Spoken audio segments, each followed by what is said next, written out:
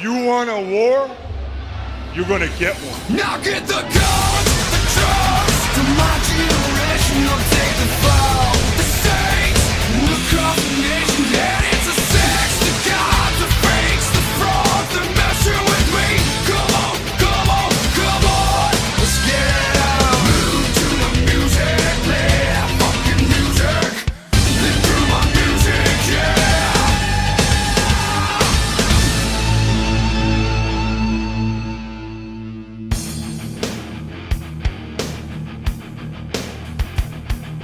Hey yo, episode 183 of Reliving the War. My god. The 26th of April 1999. Tonight we've got Raw coming from Hartford, Connecticut, while WCW Nitro takes place in Fargo, North Dakota. It's the night after WWF Backlash and you know the drill. Make sure you watch the Reliving the War Backlash video before continuing on here. There's a lot going down this week on both Raw and Nitro, and we kick things off on TNT by visiting the Central Florida Mental Institute. Yes, ladies and gents, WCW are using the mentally unwell to entertain you this week on Monday Nitro. The staff are discussing Ric Flair and how he disrupts the whole ward, so the decision's made not to show Nitro to the other patients. It'll cause way too much trouble. The reason why all these people are in here is because they watched Nitro over the past year, and the last thing they need is more mind-bending bollocks. In walks Ric Flair, styling and profiling in his robe and his gator boxer shorts from last week. And Ric's here to party. He dances with the nurse and he tells everyone that Nitro will be on the TV tonight inside the Mental Institute. Now, just to make things perfectly clear, I absolutely despise this angle with every fibre of my being. Making light of any kind of disability is low, it's very cheap, and it's incredibly gratuitous, especially in a pro wrestling show. Even if it's done in a very over-the-top manner, it's still unnecessary. But I will say this guy right here is so ridiculous with his acting that he almost steals the show. I say almost because he's got some stiff competition in the nature boy Ric Flair. We'll be checking in with Rick throughout the show. Let's go back to the arena and see what's happening in our number one.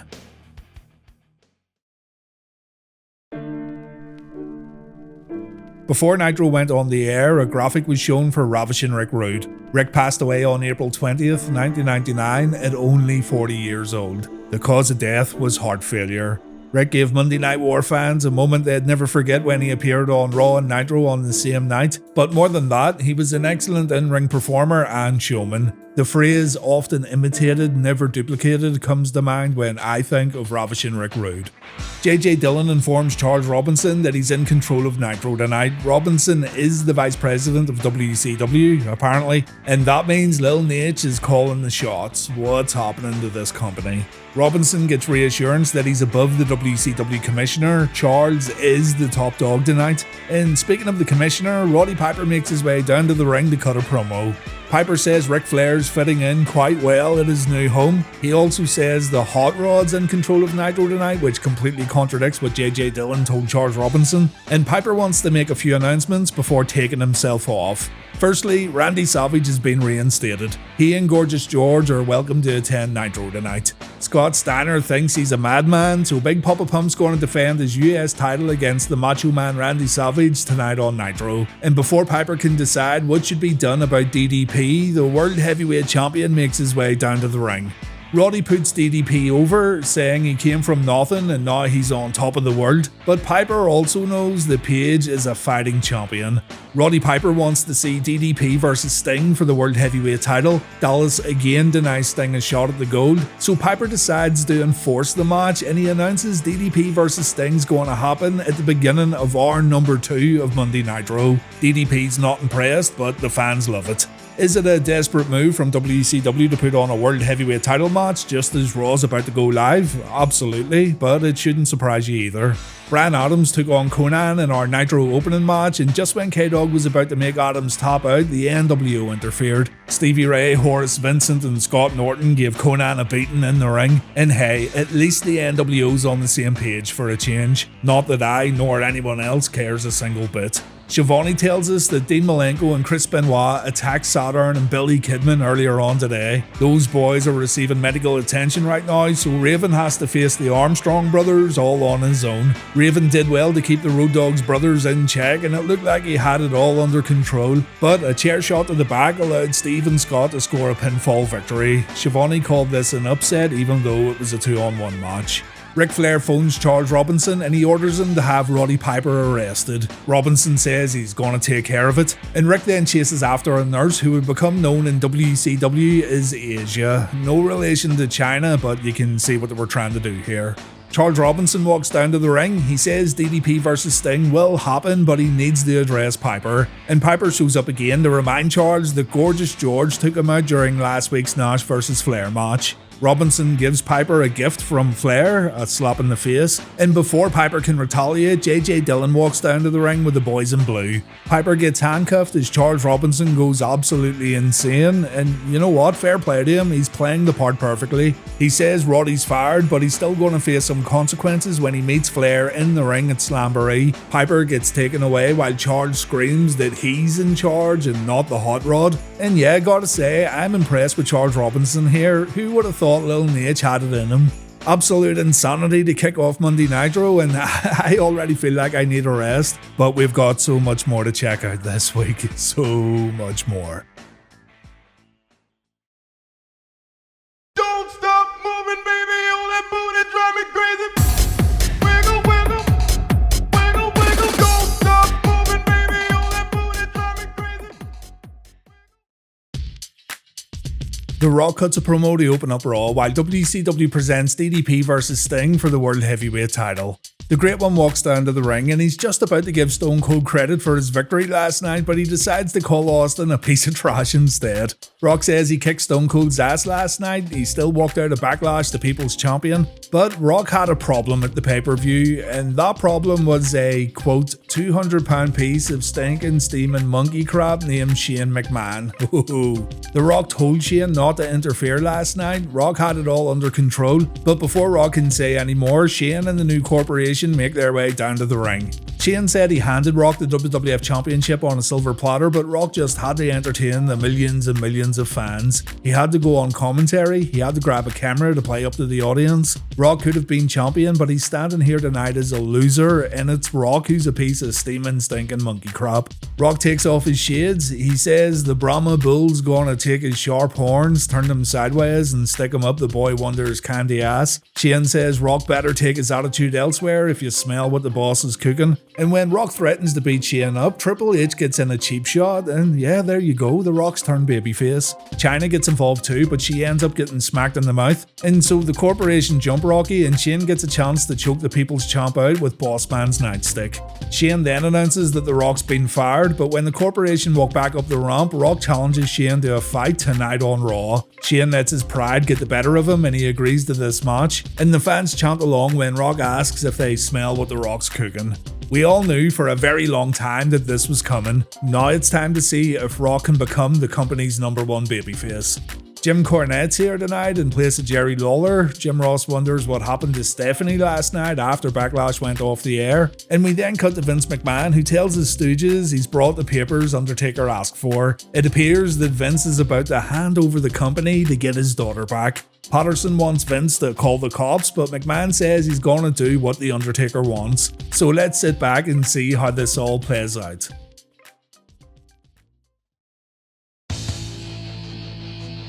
DDP versus Sting, a world title match to kick off our number 2 of Nitro. What a time to be alive.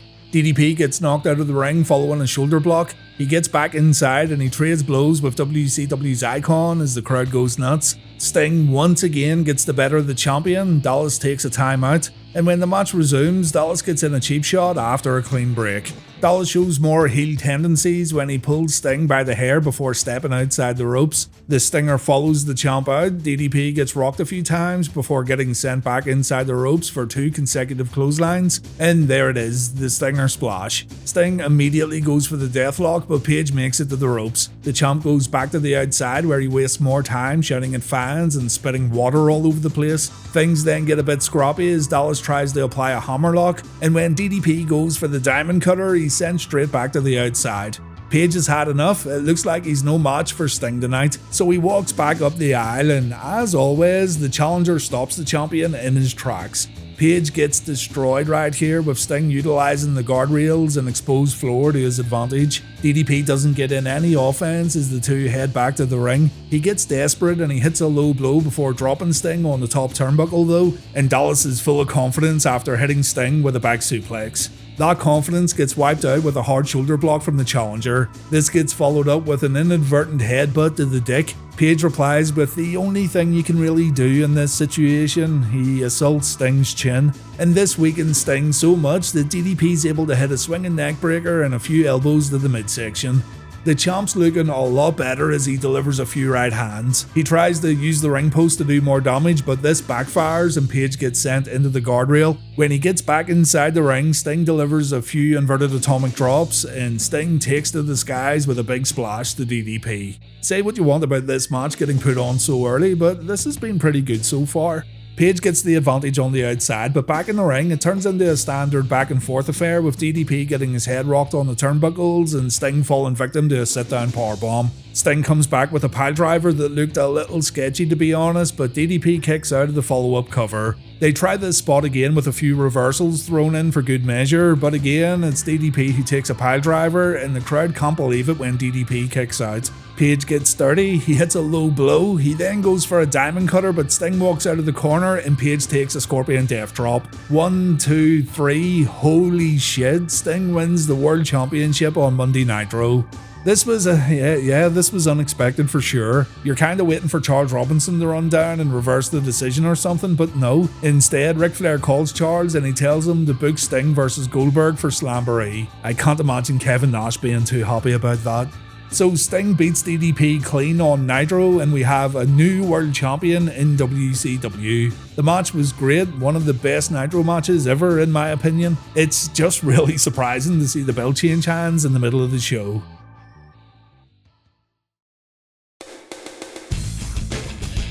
It feels like Reliving the War should end right here, but we're only getting started. X-Pac and Kane defend their tag team titles against Edge and Gangrel next on Raw. On Nitro, it's Rey Mysterio versus Psychosis. Rey and Psychosis had an impossible task right here, and WCW knew it too. So what did WCW decide to do? What was the great plan to keep viewers engaged in Monday Nitro? How about back-to-back title changes? Yeah, that's right. Psychosis, who only won the Cruiserweight belt last week, drops it right back to Rey Mysterio in this matchup. Malenko and Benoit showed up to intimidate Rey, but not only was Mysterio able to take out the Horseman, he also won the Cruiserweight belt following a tornado DDT.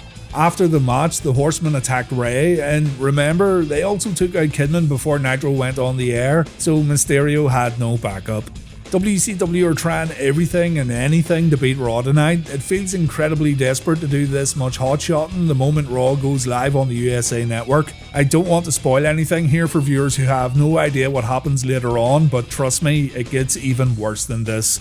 On Raw, X-Pac found himself in trouble when he missed a standing Bronco Buster on Edge, as is tradition, and he also fell victim to a power slam from Funky Vampire Gangrel. In no time at all, Kane comes into the ring to destroy everything that moves, and even Christian ends up getting brought in for a little punishment. X-Pac hits a Bronco Buster on Gangrel, he kicks Edge in the head, and this leads to a chokeslam from Kane. The tag team champions win in the Raw opening match.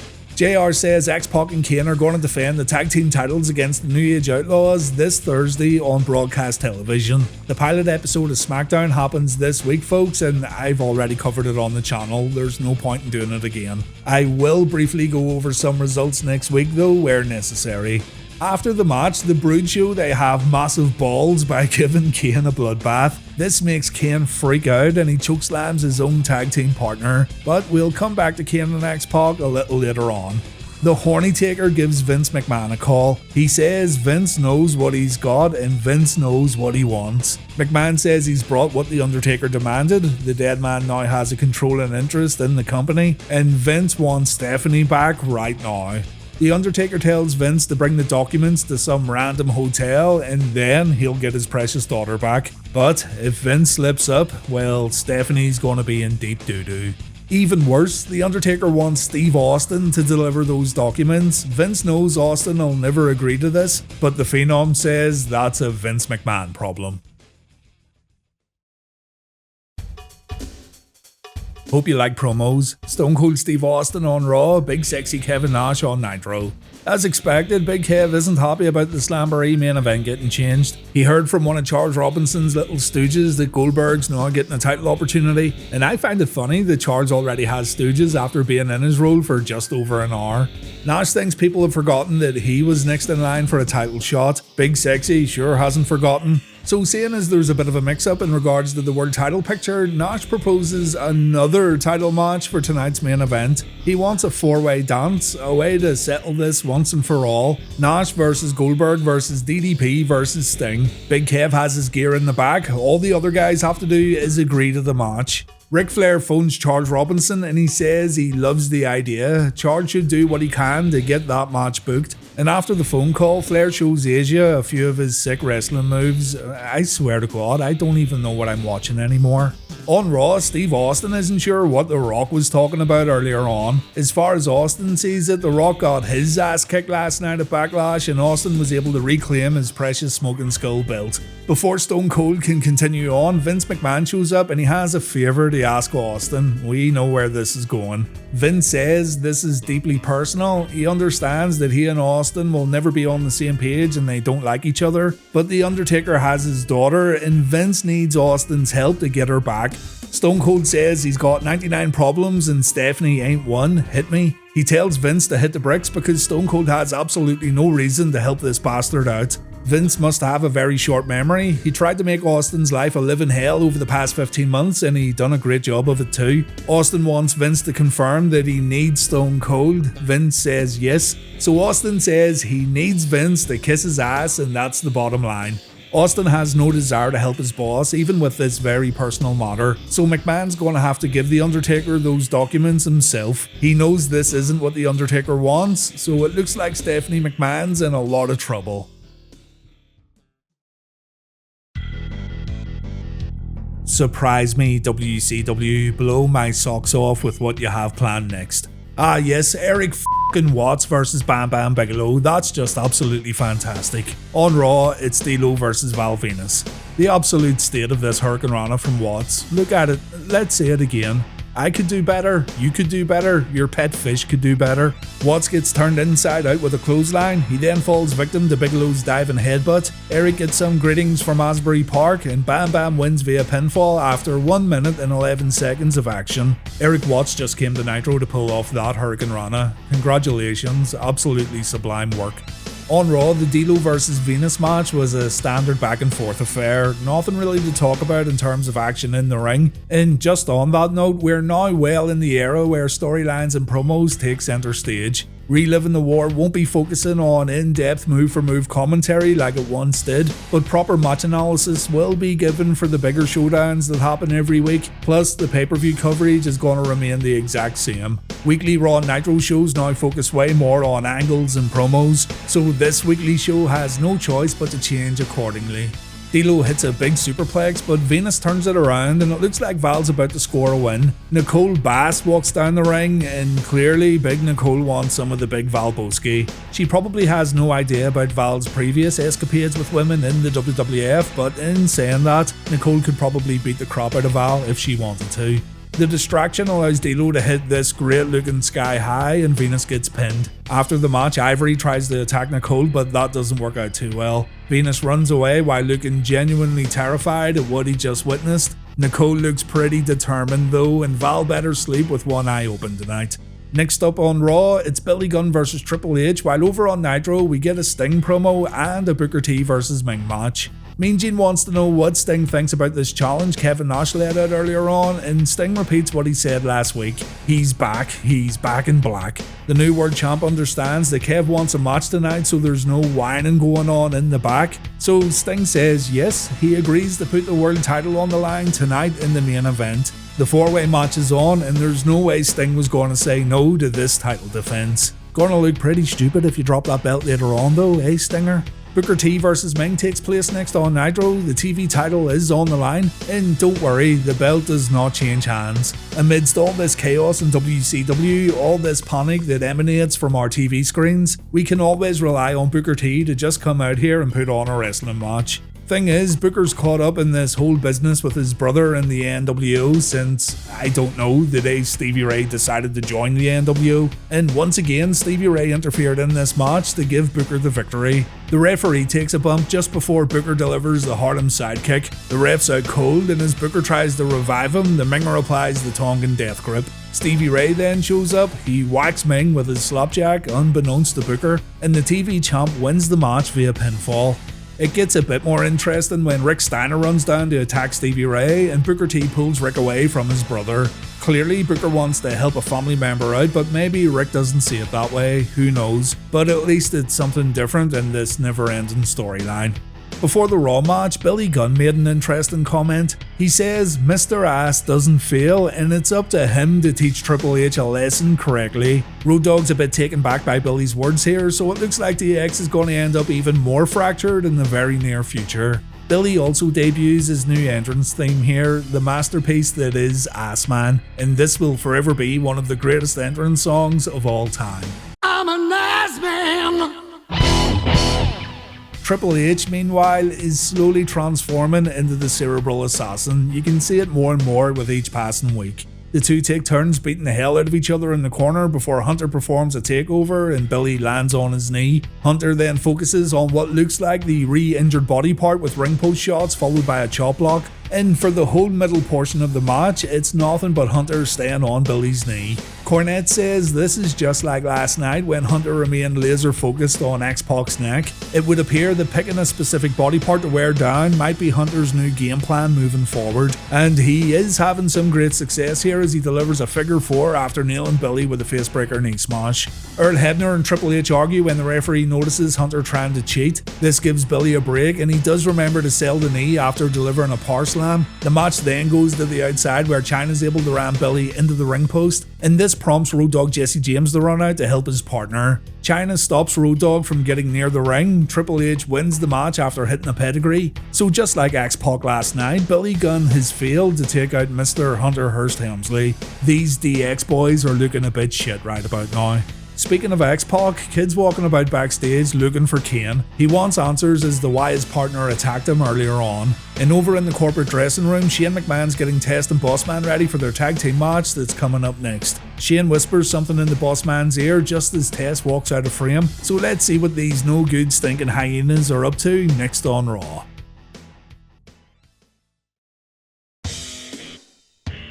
On Raw, it's Test and the Big Boss Man versus Big Show and Mankind. On Nitro, we get a Hollywood Hogan medical update, brother.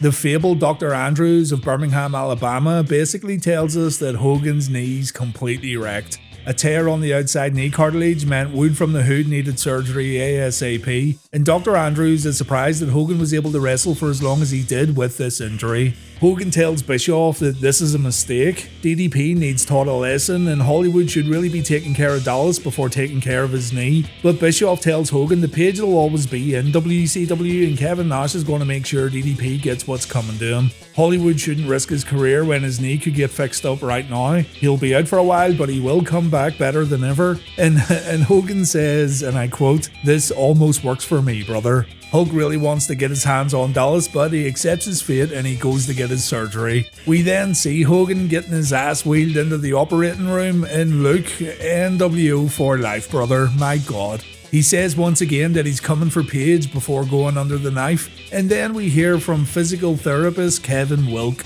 Wee Wilkie says here that Hogan's the kind of guy who's going to push himself in training to see how far he can push his body post-surgery, and that, my friends, could spell disaster for Hollywood. Basically, this guy has no idea how Hogan's going to fare after his rehabilitation's complete. So fingers crossed Hogan's going to be okay, brothers. God knows this company can't survive without him. On Raw, things don't go well for the corporation at all. Mankind beats the crap out of Test and Bossman looks angry when the big man tags out. Bossman then gives Test a free shot at Foley, but he's unable to take advantage. Test again tries to tag out and Bossman turns his back on his partner, but the Bossman is happy to tag in when Test wasn't expecting it. Bossman is able to do a little damage to Mankind, but it's not a terrible lot. The two competitors bump into each other, which would usually lead to both men crawling to their respective corners to make a hot tag, but Bossman does not want any help from his corporate brethren. So in comes the Big Show to destroy Big Bubba, and now the boss man wants to tag out. Big Show forces Test into the ring. He signals for the chokeslam, but boss man comes in with a low blow. The Big Show pulls off a huge double clothesline, and just like last week when Triple H sacrificed Test, the big boss man throws his partner into Big Show before trying to run away. Show hands Test over to Mankind before chasing after the boss man. We see the double arm DDT from Mick Foley. Mr. Socko then makes an appearance, and Test gives it up.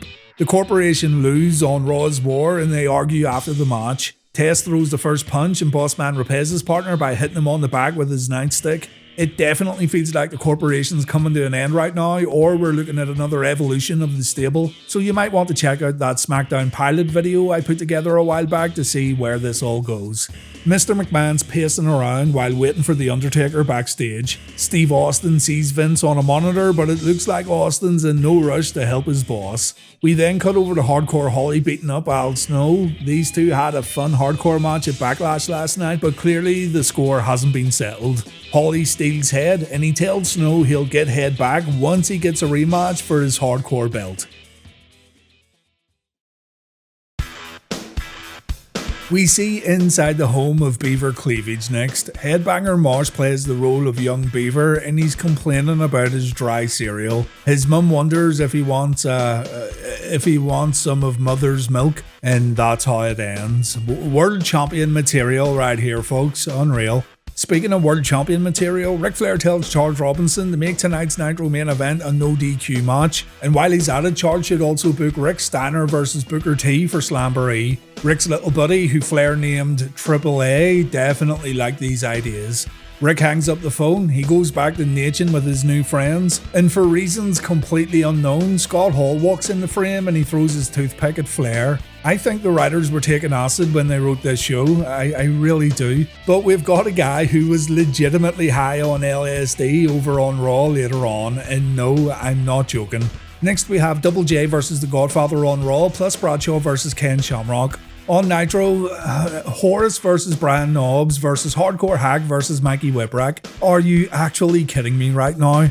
2 fatal 4-way matches during one episode of Nitro, 2 fatal 4-way matches in the same hour. Brian Knobbs, fucking Horace, it's a hardcore match too, so I don't know what I'm supposed to say here. The winner of this one goes on to Slamboree to face Bam Bam Bigelow, and the winner of the Slamboree match can then call themselves the King of Hardcore. I'm guessing they didn't have the hardcore belt ready or something. I don't know, and I really don't care.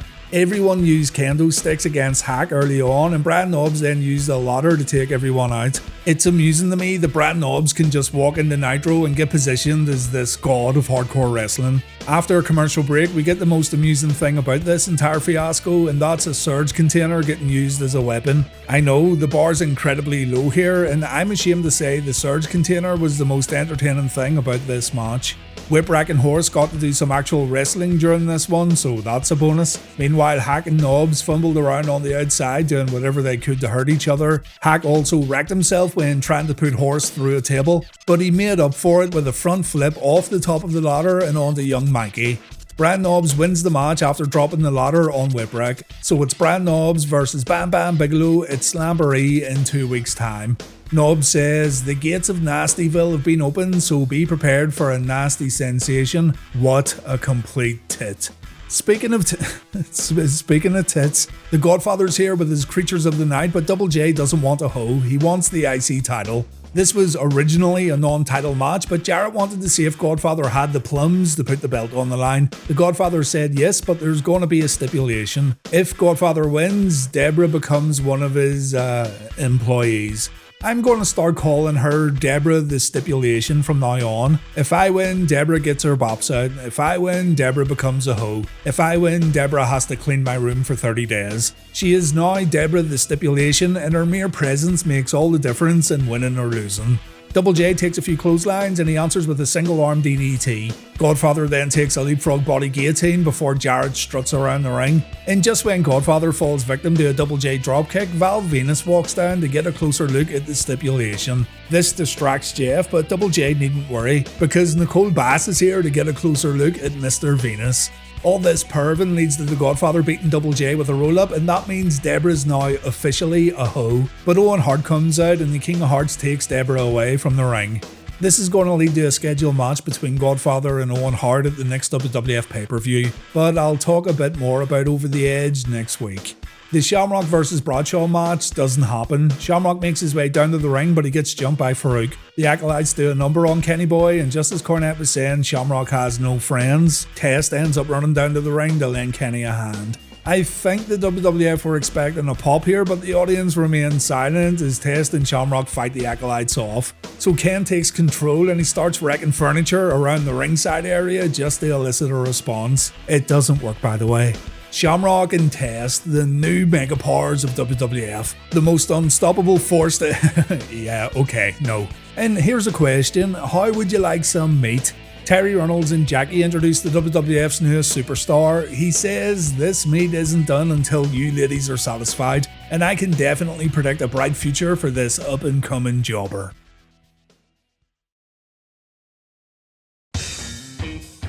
We've got The Rock vs Shane McMahon next on Raw. On Nitro, it's Macho Man Randy Savage vs Scott Steiner. Throughout this chaotic episode of Nitro, I was still looking forward to Savage vs Steiner, but guess what? The match doesn't happen. Now, my immediate thought was the Macho Man wasn't cleared to wrestle yet, but he worked 3 house show matches against Ric Flair, and he also wrestles an 8-minute match against The Disciple on Thunder later in the week. Yeah, I know, The Disciple, remember that guy? So this Nitro match was seemingly booked just to piss people off. I know the WWF just did the same thing with Shamrock and Bradshaw, but Shamrock vs Bradshaw wasn't promoted as a big attraction match featuring the in-ring return of one of the all-time greats. Savage comes to the ring with George and Miss Madness, better known to you and I as Molly Holly. Why Savage is gathering a crew of female valets, I have no idea, but Scotty Steiner wanted 30 days with Gorgeous George if he won this match. So just like Deborah earlier on, George is becoming quite the stipulation herself. Charles Robinson wanted to referee this match. He tells Billy Silverman to beat it. We get loads of posing from Macho and Steiner, and the crowd were on their feet for this one. The two lock up, Savage brings it to the corner, Scott shoves Macho Man, and Macho Man grazes the referee, and that's it over. Charles calls for a DQ finish, and Steiner wins on Nitro. Gorgeous George shows up while Charlie gets out of the ring, but Lil Nate gets kicked in the head by Medusa before getting thrown back inside the ropes. The women take Robinson's clothes off and he's wearing the same gator underwear as his hero Ric Flair. Everyone laughs at WCW's vice president. Scott Steiner walks away, and this also serves as the first time Team Madness got together inside a wrestling ring, that being Macho, George, Miss Madness and Medusa. Oh fuck. It says right here Shane McMahon with the Main Street Posse, but literal gods Pete Gas and Rodney didn't come down to the ring with Shane O'Mac. I think we might have just got a little spoiler. Shane's absolutely no match for The Rock as the People's Champ lays the smackdown on the Boy Wonder, punches, kicks, clotheslines. After about a minute of action, the Main Street Posse show up, and that means I can play this video again. Have you ever had sex? I haven't felt great. It felt so good when I did it with my penis. A girl let me do it. It literally just happened. Having sex can make a nice man out the meanest. Oh, hey. Thank you. I am very proud of that one. Both Pete Gas and Rodney take rock bottoms, and Rodney in particular takes it like an absolute champ. Shane then takes a rock bottom before Rock looks for a people's elbow, but Triple H interferes and that's the end of our match. Both Hunter and Chyna beat the Rock up while the referee's kept in the corner by Pete Gas. Rock ends up taking a pedigree before the corporation leave the ring, so maybe we're looking at another Triple H and Rock feud heading into Over the Edge. Before checking out our main events, X-Pac comes to the ring and he wants to know where Kane is. Pac needs to know if Kane's with him or against him, but before he can get an answer, Owen Hart and Jeff Jarrett attack Waltman from behind. Kane comes down for the save, he takes Owen out with a big boot and Jarrett gets chokeslammed. X-Pac then shoves Kane, still wanting to know what's going on, so Kane decides to chokeslam his partner in the middle of the ring. To show that there's maybe a bit of regret and no hard feelings, Kane picks Waltman up and he carries him to the back. He's a very troubled individual, is old Kane, isn't he? Lighten up, you big red bastard. Raw ends with the arrival of The Undertaker and Stephanie McMahon. On Nitro, it's the big four-way dance for the WCW Championship. The entrances on Nitro take nearly as long as the match itself. All four men eventually get in the ring, and then Nitro takes a commercial break. When we come back, the match is already underway, however DDP's nowhere to be found. Apparently he went into the audience for a little walk around, and he doesn't show up until Goldberg, Sting and Nash have roughed each other up a bit. While Page stays on the outside, Nash takes a single underhook suplex from Goldberg while Sting takes Billy Boy's signature power slam. Dallas then decides to get in the ring with a cheap shot to Goldberg, but Big Kev makes sure DDP doesn't get a sneaky pinfall win. Former Wolfpack teammates Sting and Nash go at it while Goldberg hits Page with his snap swinging neckbreaker. The world champ's then able to hit all three of his opponents with stinger splashes. Nash gets up and he hits all three of his opponents with big boots, but just when he's about to jackknife DDP, Goldberg makes the save. It gets a bit scrappy next with all four men trying to get in offense and no one's able to really gain any kind of advantage. Goldberg does drop DDP with a fallen power slam though, and Sting takes a sidewalk slam from Big Sexy, but there's no pinfall here. Loads of pin attempts, but no one can score a victory. Our match ends with a dazed Goldberg delivering spears to Kevin Nash and Sting. The world champ then gets lifted up for a jackhammer, but Macho Man Randy Savage breaks up the cover. I know, I've no idea what's going on either. Even more confusing is the fact that Macho passes DDP those brass knucks that don't look like brass knucks, but we'll call them brass knucks anyway, and Page wins the match after knocking Kevin out with a big right hand followed by a diamond cutter. There's no reaction to this at all. Fans thought they saw a historic moment earlier on when Sting won the belt, and indeed they did, but it's completely negated by another title change at the end of Nitro, and really, it was all for nothing. This has easily been the most hot-shotted episode of Nitro I've watched so far for Reliving the War. A fine example of a company in complete panic mode. And what makes it so incredibly frustrating is the fact that all WCW had to do was keep it simple. The roster's still amazing, yet they're suffering from poorly written shows with zero foresight. Stephanie begs The Undertaker to let her go, but that's not going to happen. She gets carried down to the ring on The Undertaker's symbol. And remember I mentioned someone being high on acid during this episode of Raw? Well, it was Midian. During this dark segment with The Undertaker and the boss's daughter, Midian was completely whopped out and he somehow managed to get through it all. Midian talked about this on the Road Dogs podcast, and I highly recommend you look this up because it's absolutely hilarious. But yeah, Midian said the lights were really pretty that night inside the ring. I probably would have freaked out and ran out of the building. The Undertaker says what's about to happen isn't his fault. He's been saying that a lot recently, hasn't he? This all rests on Vince McMahon's shoulders because McMahon didn't live up to his end of the bargain. Undertaker then tells Paul Bearer to begin the ceremony, and it sounds like Paul's going to oversee the unholy wedding of The Undertaker and Stephanie McMahon. Yeah, these two are going to get married. The horny taker strikes again. Paul wants to know if Stephanie accepts the purity of evil. Does she accept the Lord of Darkness as her spouse? And as Stephanie screams no, Kenny Boy runs down to the ring, but he gets taken out with a big splash. Backstage, Shane McMahon tells the corporation to stay put and only hit the ring if things get bad. But I don't know, man, it looks like it's getting pretty bad right about now, you know. The Big Show then hits the ring and he does a pretty good job of taking out the Ministry, but The Undertaker swings Shamrock's baseball bat and Show gets wiped out. The ceremony continues. Paul says these two are now together in an unholy union of darkness. The horny taker goes to kiss his bride, but the glass shatters and Stone Cold runs out to save the day. Looks like the rattlesnake has a heart after all.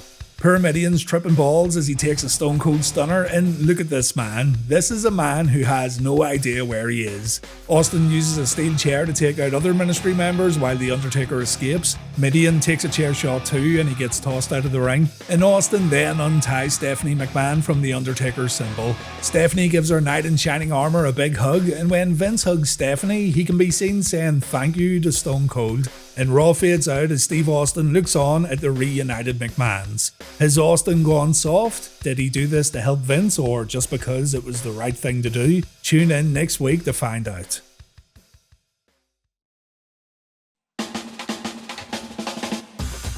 Raw wins Reliving the War this week, obviously. I said all I needed to say about Nitro, I think, and trust me, it's hard being so harsh on WCW because it's a company I still love to this day. Everyone likes to think Vince Russo was the problem when he arrives to WCW later in the year, and hopefully you now realise that WCW was already having severe problems before Russo took over creative. He didn't make things much better, but it was already a total mess when he got there. Raw's now on 93 points, Nitro's on 71, and we've got 19 ties on the board. In the TV ratings, Raw scored a 6.0 while Nitro dropped to a 3.9. Next week, Ric Flair arrives back to Nitro just in time to see another hardcore match featuring Bam Bam Bigelow, Hack, and some Surge Soda product placement. We have got Buff Bagwell versus Ernest Miller, and DDP once again defends his world title in the main event. On Raw, Mankind takes on both Acolytes in the 2-on-1 match, The Big Show faces The Undertaker, and DX continue to crumble when Billy Gunn faces X-Pac. Thanks for watching Reliving the War, thank you for continuing to watch Reliving the War after all this time, and hopefully I'll see you all next week. Take care everyone.